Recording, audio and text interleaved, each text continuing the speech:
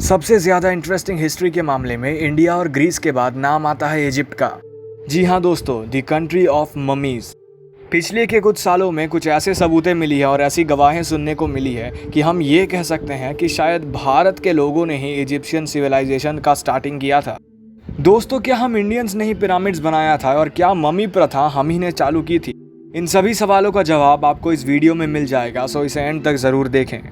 दोस्तों, सबसे पहले बात करते हैं इजिप्ट वर्ड के बारे में।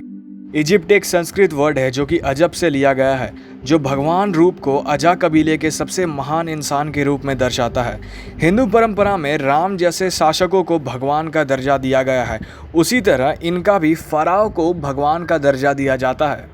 अब बात करते हैं सबूतों के बारे में। दोस्तों, एक किताब है द हिंदू माइथोलॉजी, जिसके राइटर हैं डॉक्टर एस.के. बालसुब्रमण्यम।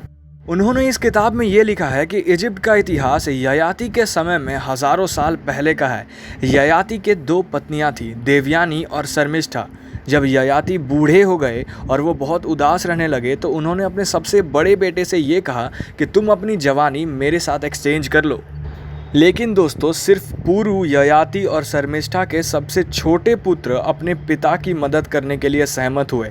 इसी प्रकार पुरु को पूरी दुनिया के प्रभु का ताज पहनाया गया और दी फेरोह कहा गया, यानी कि हम इजिप्ट वर्ड में उसे दी फेरोह कहते हैं।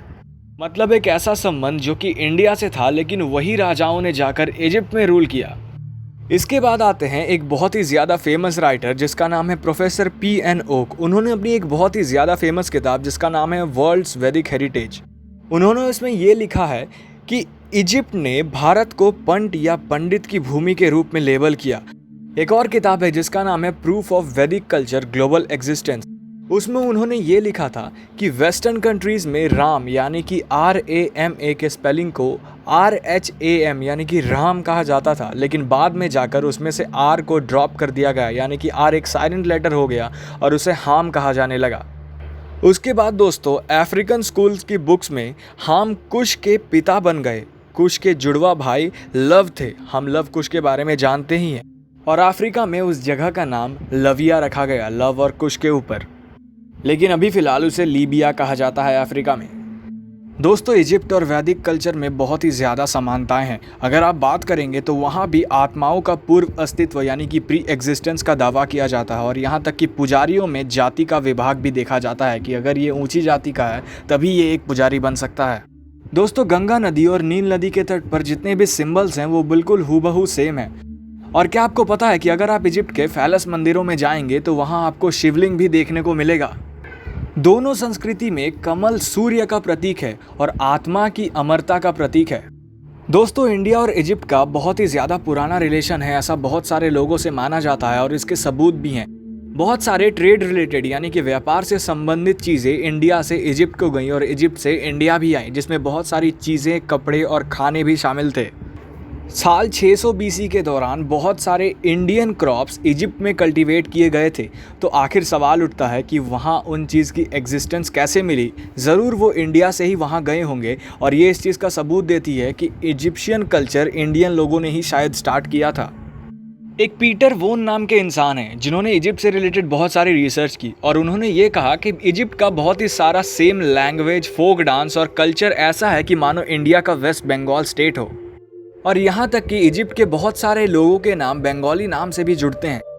इजिप्ट में गाय, सूरज, सांप की भी पूजा की जाती है, जो कि हमारे हिंदू धर्म में बहुत ही ज़्यादा इंपॉर्टेंट माना जाता है। इसके बाद आता है एक बहुत ही ज़्यादा क्यूरियस फैक्ट।